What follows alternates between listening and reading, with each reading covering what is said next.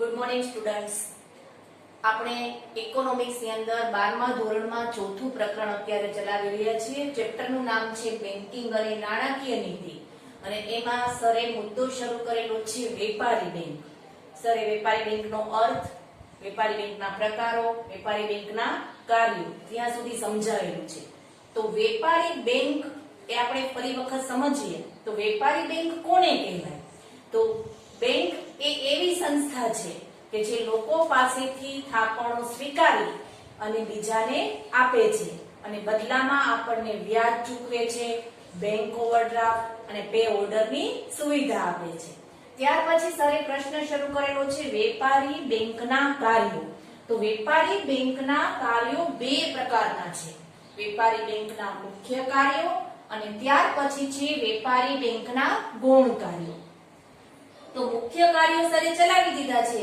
આપણે સમજવાનું છે મુદ્દા નંબર બી, વેપારી બેંકના ગૌણ કાર્યો. એક્ઝામ ની અંદર 3 માર્ક ની અંદર આ ક્વેશ્ચન પૂછાશે. વેપારી બેંકના ગૌણ કાર્યો સમજાવો. અથવા તો કોઈ પણ એક મુદ્દો પણ પૂછાઈ શકે અથવા તો એમાંથી એક માર્કના પ્રશ્નો પણ પૂછાઈ શકે. તો આપણો મુદ્દો છે વેપારી બેંકના ગૌણ કાર્યો. તો એની અંદર કુલ 2 મુદ્દા છે. પહેલો મુદ્દો છે ગ્રાહકોના એજન્ટ તરીકે ઉપયોગી સેવા પૂરી પાડવાનું કાર્ય. પહેલો મુદ્દો છે ગ્રાહકોના એજન્ટ તરીકે ઉપયોગી સેવા પૂરી પાડવાનું કાર્ય અને ત્યાર પછી બીજો મુદ્દો છે બદલાતા સમય સાથે આધુનિક સેવા પૂરી પાડવાનું કાર્ય. એમ 2 મુદ્દાનો આ પ્રશ્ન બનશે. હવે સમજીએ પહેલો મુદ્દો, ગ્રાહકોના એજન્ટ તરીકે ઉપયોગી સેવા પૂરી પાડવાનું કાર્ય. તમને બધાને ખબર છે કે બેંક છે એ પોતાના ગ્રાહકને મેક્સિમમ સેવાઓ પૂરી પાડે છે. બદલામાં એને લાભ જ થતો હોય છે, પણ એ આપણી શું બની જાય છે? એજન્ટ. બેંક શું બને છે? એજન્ટ. ગ્રાહકોના કોના? ગ્રાહકોના. ગ્રાહકો કોણ છીએ? આપણે. આપણા વતી બેંક શું બને છે? એજન્ટ. અને આપણને શું પૂરી પાડે છે? ઉપયોગી મોટા ભાગની સેવાઓ. એટલે મુદ્દો કઈ રીતે બનશે? ગ્રાહકોના એજન્ટ તરીકે ઉપયોગી સેવા પૂરી પાડવાનું કાર્ય. એજન્ટ શબ્દ યાદ રાખો. હવે આમાં કઈ કઈ સેવાઓ બેંક પૂરી પાડે છે? તો પહેલો કે બેંક તેના ગ્રાહકોને વિવિધ પ્રકારની સેવા પૂરી પાડે છે. દાખલા તરીકે તો એ ગ્રાહક વતી, કોના વતી? ગ્રાહક વતી શું ભરે છે? વીમાનું પ્રીમિયમ ભરે છે. ગ્રાહક વતી કંપનીનું વ્યાજ ચૂકવે છે, ડિવિડન્ડ ચૂકવે છે. ત્યાર પછી આયાતકાર અને નિકાસકાર ને શું આપે છે? શાખનું પ્રમાણપત્ર. ભણી ગયા છો 11th માં, ખ્યાલ હોય તો. શાખનું પ્રમાણપત્ર. આયાતકાર કોને કહેવાય અને નિકાસકાર કોને કહેવાય? આપણા દેશમાંથી વસ્તુ બીજા દેશમાં જો મોકલો તો તમે નિકાસકાર બનો છો. બીજા દેશમાંથી આપણા દેશમાં વસ્તુ લાવો છો તેને કહેવાય આયાત. તો એ આયાત અને નિકાસની જે પ્રોસીજર કરો છો એના માટે કેવું પ્રમાણપત્ર જોઈએ છે? શાખનું. એ કોણ પૂરું પાડે છે? તો બેંક. એટલે આપણી શું બની જાય? એજન્ટ. એટલે વીમાનું પ્રીમિયમ ચૂકવે છે, કંપનીનું વ્યાજ અને ડિવિડન્ડ ચૂકવે છે, આયાતકાર અને નિકાસકારને શાખનું પ્રમાણપત્રની સુવિધા પૂરી પાડે છે, કરવેરાના ચલણો ભરે છે. એ ઉપરાંત બેંક છે એ પોતાના ગ્રાહકોને બેંક ઓવરડ્રાફ્ટ અને પે ઓર્ડરની સુવિધા પણ પૂરી પાડે છે. જો આ બધા જ મુદ્દા સહેલા છે. બેંક તેના ગ્રાહકોને વિવિધ સેવા પૂરી પાડે છે. દાખલા તરીકે કયા પ્રકારની સેવા? તો વીમાનું પ્રીમિયમ ભરવું, કંપનીનું વ્યાજ અને ડિવિડન્ડ ચૂકવવું, આયાતકાર અને નિકાસકારને શાખનું પ્રમાણપત્ર આપવું, કરવેરાના ચલણો ભરવા. એ ઉપરાંત બીજી કઈ સેવા છે? તો બેંક ઓવરડ્રાફ્ટ અને પે ઓર્ડર. બેંક ઓવરડ્રાફ્ટ તમે બધા જ જાણો છો. કોને કહેવાય બેંક ઓવરડ્રાફ્ટ? તો આપણા ખાતામાં જમા રકમ હોય તેના કરતા વધુ રકમની જો સુવિધા આપે તો તેને કહેવાય બેંક ઓવરડ્રાફ્ટ. પણ જ્યારે તમે બેંક પાસેથી બેંક ઓવરડ્રાફ્ટ ઓવરડ્રાફ્ટની સુવિધા લો છો ત્યારે બદલામાં તમારે પછી બેંકને શું ચૂકવવું પડે છે? વ્યાજ ચૂકવવું પડે છે. પે ઓર્ડર આપણા વતી એક બેંકની શાખાએ બીજી બેંકને જો ચેક મોકલેલો હોય તો તેને શું કહેવાય છે? Pay order. દાખલા તરીકે અહીંયા મારું વરાછા બેંકમાં ખાતું છે પણ અમદાવાદ મારે પૈસા ટ્રાન્સફર કરવા છે, ત્યાં વરાછા બેંકની બ્રાન્ચ નથી.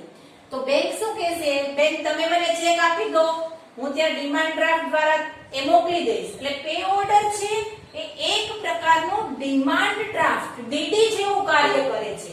એટલે એક બેંકની શાખા બીજી બેંકને નાણાં મોકલી આપે છે.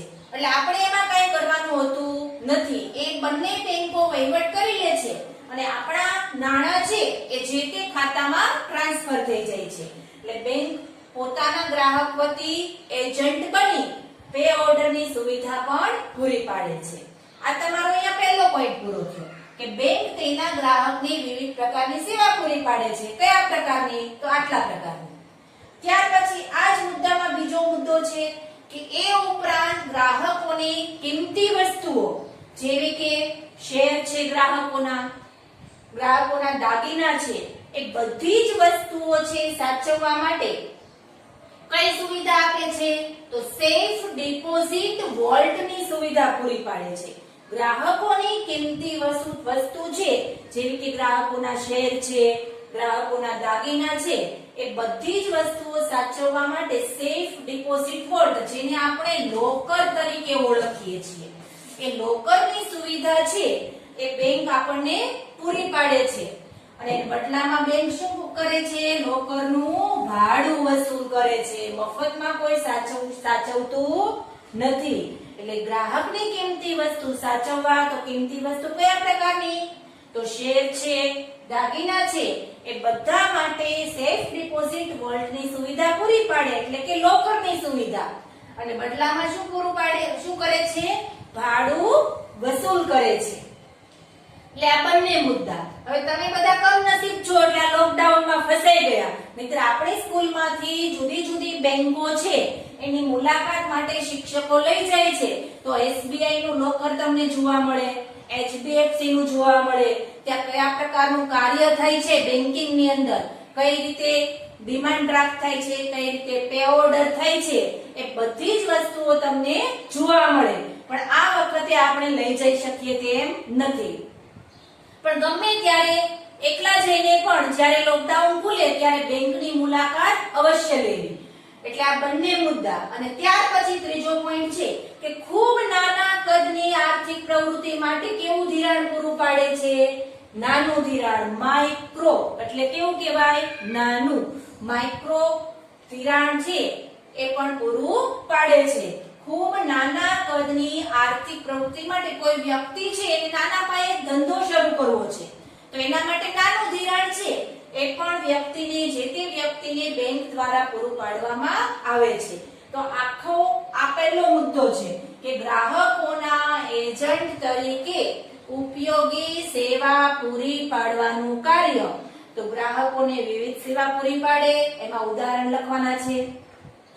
નંબર 2, ગ્રાહકોની કિંમતી વસ્તુઓ સાચવે છે. અને નંબર 3, ખૂબ નાના કદની આર્થિક પ્રવૃત્તિ માટે નાના પાયાનું ધિરાણ પૂરું પાડે છે. અહીંયા આ પહેલો મુદ્દો પૂરો. ત્યાર પછી ગૌણ કાર્યોમાં બીજો મુદ્દો છે બદલાતા સમય સાથે આધુનિક સેવા પૂરી પાડવાનું કાર્ય. સમય સાથે હંમેશા પરિવર્તનને સ્વીકારવું પડે. એટલે બેંક છે એને એની પ્રવૃત્તિમાં, એમની કામગીરીમાં એને બદલાવ લાવવો પડે છે. એટલે શું લખેલું છે? જુઓ, બદલાતા સમય સાથે કેવી સુવિધા? આધુનિક સુવિધા પૂરી પાડવાનું કાર્ય. તો બેંકનો ખ્યાલ અને બેંકની પદ્ધતિ સમય સાથે સતત બદલાય છે. એમાં સતત ને સતત શું આવે છે? નવીનીકરણ. વર્તમાન સમયની અંદર બેંકનો ખ્યાલ છે, બેંકની પદ્ધતિ છે એ સમય સાથે સતત બદલાય છે, એમાં સતત નવીનીકરણ આવે છે. દાખલા તરીકે તો આજના સમયમાં કોઈ પણ પ્રકારનું ચલણ કે ચેક વાપર્યા વગર, આજના સમયમાં કોઈ પણ પ્રકારનું ચલણ કે ચેક વાપર્યા વગર કોઈ પણ ગ્રાહક છે એ એક બેંકના ખાતામાંથી અન્ય બેંકના ગ્રાહકના ખાતામાં થોડીક જ મિનિટોમાં નાણાંની ઇલેક્ટ્રોનિક ટ્રાન્સફર કરી શકે છે. એક બેંક છે એ બીજી બેંકના ગ્રાહકના ખાતામાં, દાખલા તરીકે તમારે કોઈ વ્યક્તિના ખાતામાં 2 લાખ રૂપિયા જમા કરાવવાના હોય તો એ થોડીક જ મિનિટોમાં થઈ જાય તો એને કેવું ટ્રાન્સફર કહેવાય છે? Electronic transfer. તો આ સુવિધાને કહેવાય છે NEFT, national electronic fund transfer. Maximum તમે 2 લાખ રૂપિયા સુધીની રકમ છે એ જે તે વ્યક્તિના ખાતામાં ટ્રાન્સફર કરી શકો છો. એક બેંક છે એકના ખાતામાંથી બીજાના ખાતામાં થોડીક જ મિનિટોમાં નાણાંની જે ટ્રાન્સફર કરી છે એને કહેવાય ઇલેક્ટ્રોનિક ટ્રાન્સફર. આમાં પહેલો મુદ્દો કયો આવશે? તો NEFT, national electronic fund transfer. Maximum એની મર્યાદા કેટલી છે? તો એક દિવસની અંદર તમે 2 લાખ રૂપિયા સુધીની રકમ છે એ એકના ખાતામાંથી બીજાના ખાતામાં ટ્રાન્સફર કરી શકો. તમારે માત્ર આટલું જ લખવાનું છે, પણ આગળની સમજૂતી માટે કઈ રીતે કરવું? તો તમારે આના માટે જે તે બેંકમાં જવું પડે છે. જો તમારે NEFT કરવું હોય, RTGS હમણાં હું સમજાવું છું.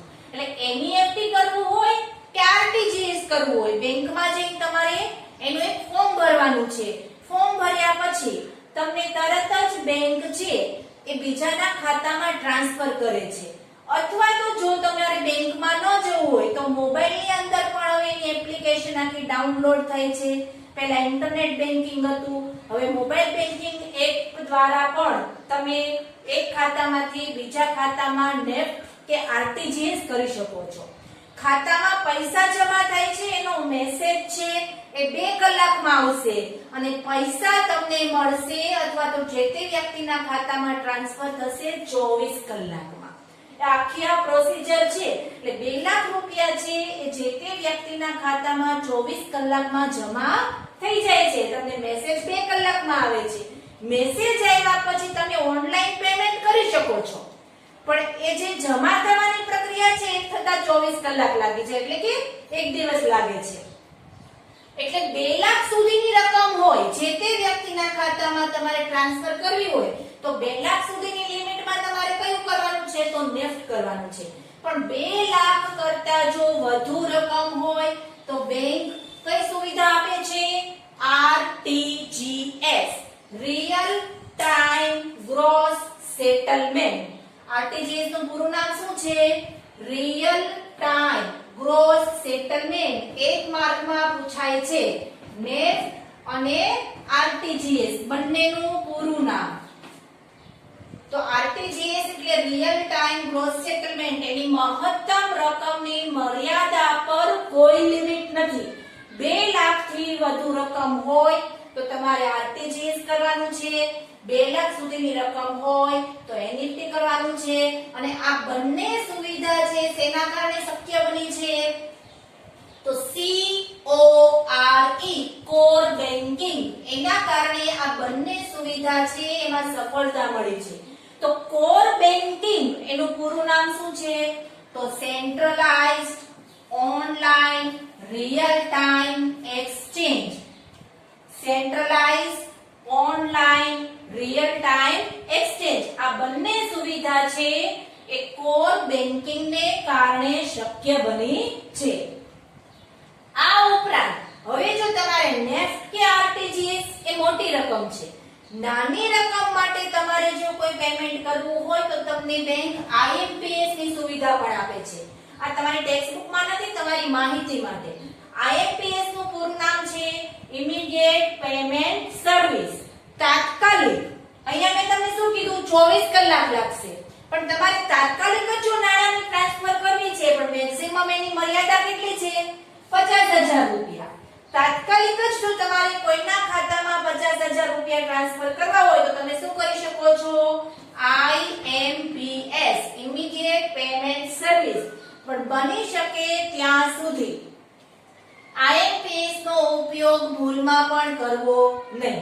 બને ત્યાં સુધી તમારે એનઈએફટી કે આરટીજીએસ, જ્યારે ભવિષ્યમાં તમે કોઈ ધંધો સંભાળો છો, તમે ઘર સંભાળો છો, તમે એક જવાબદાર વ્યક્તિ બનો છો, ત્યારે આઈએમપીએસ ની સુવિધાનો ઉપયોગ કરવો નહીં, કારણ કે એ બેન્કિંગની દ્રષ્ટિએ સેફ નથી. સેફ સુવિધા કઈ વધારે છે? તો એનઈએફટી અને આરટીજીએસ. ત્યાર પછી હજી આ મુદ્દો આપણો ચાલુ છે, આધુનિક સેવા પૂરી પાડવાનું કાર્ય. એમાં પહેલું છે નેફ્ટ અને આરટીજીએસ. ત્યાર પછીનો મુદ્દો છે આ ઉપરાંત બેંક, ઇન્ટરનેટ બેન્કિંગ અને મોબાઈલ ફોનના બેન્કિંગ એપ દ્વારા અત્યારે બધાની પાસે પોતાના જ મોબાઈલની અંદર બેન્કિંગની આખી એપ ડાઉનલોડ થઈ જાય છે. તમે તમારું આખું સેવિંગ એકાઉન્ટ છે અથવા તો બીજું કોઈ એકાઉન્ટ છે, એ બધું જ આખું એકાઉન્ટ છે એ તમે તમારા મોબાઈલ ફોનની અંદર જે તે બેંકની જો એપ્લિકેશન ડાઉનલોડ કરેલી હોય તો તમે જોઈ શકો છો. એટલે ઇન્ટરનેટ બેન્કિંગ અને મોબાઈલ ફોનના બેન્કિંગ એપ દ્વારા બધી જ વિગત છે એ કોમ્પ્યુટર દ્વારા મેળવી શકાય છે. તમે જે તે વસ્તુની શું કરી શકો છો? ખરીદી કરી શકો છો, અથવા તો કોઈ પણ ટિકિટનું શું કરી શકો છો? બુકિંગ કરી શકો છો. બેંક કયા ક્રેડિટ કાર્ડ છે, ડેબિટ કાર્ડ છે, એ બધા કાર્ડ પણ અવેલેબલ છે. ક્રેડિટ કાર્ડ વસ્તુના પૈસા વાપર્યા વગર તમે એક મહિનામાં ઘણી બધી ખરીદી કરી શકો છો. એનું બિલ પછી તમને બેંક મોકલે છે. એક મહિના પછી તમારે ચૂકવવાનું છે. તમારા ખાતામાં જમા રકમ ન હોય છતાં પણ તમે શું કરી શકો છો? વસ્તુની ખરીદી કરી શકો છો. એટલે આવી જુદી જુદી સુવિધાઓ તમને બેંક દ્વારા આપવામાં આવે છે. અને ત્યાર પછી ત્રીજો મુદ્દો છે, આ ઉપરાંત બેંક પોતાના ગ્રાહકને ડીમેટ એકાઉન્ટની સગવડ આપે છે. DEMAT, demat account. એક માર્કની અંદર પરીક્ષામાં પૂછાશે ડીમેટ એકાઉન્ટ કોને કહેવાય? તો ડીમેટ એકાઉન્ટ આ વ્યાખ્યા લખેલી છે. ડીમેટ એકાઉન્ટ એટલે એવું ઇલેક્ટ્રોનિક ખાતું. કેવું ખાતું? તો ઇલેક્ટ્રોનિક ખાતું. ડીમેટ એકાઉન્ટ એટલે એવું ઇલેક્ટ્રોનિક ખાતું કે જે પોતાના ગ્રાહકોના શેર છે, ડિબેન્ચર છે, બોન્ડ છે, જામીનગીરી છે, જે ભૌતિક સ્વરૂપે સાચવવી ન પડે, એના બદલે બેંક ઇલેક્ટ્રોનિક સ્વરૂપે સાચવી શકે છે, તેને કહેવાય છે ડીમેટ એકાઉન્ટ. બેંકમાં જઈને તમે ડીમેટ એકાઉન્ટ ખોલાવો ને બેંકની અંદર કોમ્પ્યુટરમાં જ આ બધી જ તમારી જામીનગીરી છે એ સ્કેન થઈ જશે. એટલે તમારે પછી એક પણ પ્રકારનું કાગળિયું સાચવવું પડે નહીં. ભૌતિક સ્વરૂપે તમારે વસ્તુ તરીકે એને સાચવવાનું નથી. એક ચિપની અંદર આવી જશે. આખી વ્યાખ્યા કઈ રીતે બનશે?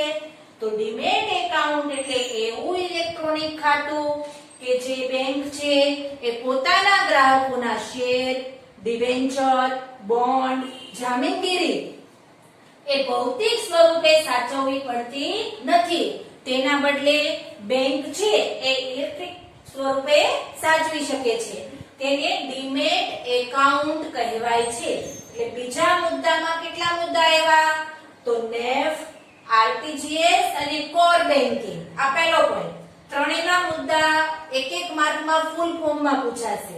ત્યાર પછી બીજો મુદ્દો છે ઇન્ટરનેટ બેન્કિંગ અને મોબાઈલ બેન્કિંગ એપ, અને ત્રીજો પોઈન્ટ છે ડીમેટ એકાઉન્ટ.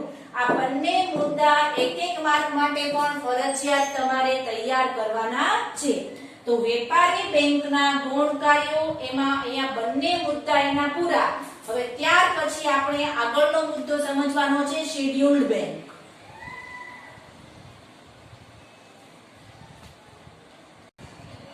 વેપારી બેંકના ગુણ કાર્યો.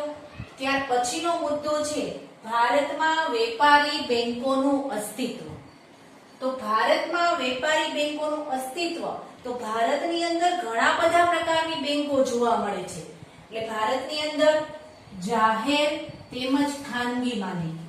જાહેર એટલે સરકારી ક્ષેત્રની અને ખાનગી એટલે પ્રાઇવેટ સેક્ટર. એટલે ભારતની અંદર જાહેર અને ખાનગી એમ બંને પ્રકારની માલિકીની બેંકો જોવા મળે છે. હવે 1991 ની અંદર શું થાય છે તમે ભણી ગયા છો, આર્થિક પરિવર્તન. આર્થિક પરિવર્તન એટલે આર્થિક સુધારા કયા પ્રકારના થયા હતા? તો ઉદારીકરણ, ખાનગીકરણ અને વૈશ્વિકીકરણ. તો 1991 માં જે આર્થિક સુધારા થયા ત્યાર પછી ભારતની અંદર જુદા જુદા પ્રકારની આંતરરાષ્ટ્રીય બેંકોનો પણ પ્રવેશ થયો છે. એ ઉપરાંત જુદા જુદા પ્રકારની સહકારી બેંકો પણ અસ્તિત્વમાં આવી છે. એટલે બેંકો ઘણા બધા પ્રકારની ઇન્ડિયાની અંદર અસ્તિત્વ ધરાવે છે. કયા કયા પ્રકારની? તો જો જાહેર એટલે કે સરકારી ક્ષેત્રની એકમો, ખાનગી ક્ષેત્રની એકમો, આંતરરાષ્ટ્રીય બેંકો, એ ઉપરાંત સહકારી બેંકો છે પણ એ અસ્તિત્વ ધરાવે છે. પણ બધી જ બેંકોને ગવર્નમેન્ટ તરફથી માન્યતા મળેલી નથી. હકીકતમાં જે શેડ્યુલ બેંક છે એને સાચી બેંક કહેવાય છે. એટલે હવે તમારો મુદ્દો શરૂ થાય છે.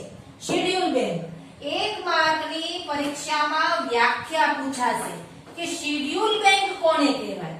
આ વ્યાખ્યા તમારે ખાસ તૈયાર કરવાની છે. તો શેડ્યુલ બેંક તો બેન્કિંગના કાર્યો કરતી એવી સંસ્થાઓ શું કરે છે? તો બેન્કિંગનું કાર્ય કરે છે. આપણે સમજીએ છીએ શેડ્યુલ બેંકની વ્યાખ્યા. તો જે સંસ્થાઓ બેન્કિંગના કાર્યો કરે છે, વ્યાખ્યા કઈ રીતે લખાશે? બેન્કિંગના કાર્યો કરતી જે સંસ્થાઓ રિઝર્વ બેંક ઓફ ઇન્ડિયાના. રિઝર્વ બેંક ઓફ ઇન્ડિયા શું છે? આપણા દેશની સર્વોચ્ચ બેંક છે. આગળનો મુદ્દો આવશે. બેન્કિંગના કાર્યો કરતી જે સંસ્થાઓ રિઝર્વ બેંક ઓફ ઇન્ડિયાના 1934 ના ધારાની બીજી અનુસૂચિમાં પ્રવેશ પામતી હોય. બીજી અનુસૂચિ અથવા તો એને કહેવાય છે બીજું શેડ્યુલ. પ્રવેશ પામતી હોય એટલે કે સ્થપાઈ હોય તેને જ શેડ્યુલ બેંક કહેવાય છે. વ્યાખ્યા કઈ રીતે બનશે? બેન્કિંગના કાર્યો કરતી જે સંસ્થાઓ રિઝર્વ બેંક ઓફ ઇન્ડિયાનો કયો ધારો? 1934 ના ધારા મુજબ બીજા શેડ્યુલમાં અથવા તો બીજી અનુસૂચિમાં પ્રવેશ પામતી હોય તેને શું કહેવાય છે? Schedule bank. એટલે જે સંસ્થાઓ 1934 ના નિયમ અનુસાર સ્થાપવામાં આવી હોય એને જ શેડ્યુલ બેંક કહેવાય અને એને રિઝર્વ બેંક ઓફ ઇન્ડિયાના બધા નિયમો છે એ લાગુ પડે છે. તો એ જ આપણી સાચી બેંક કહી શકાય.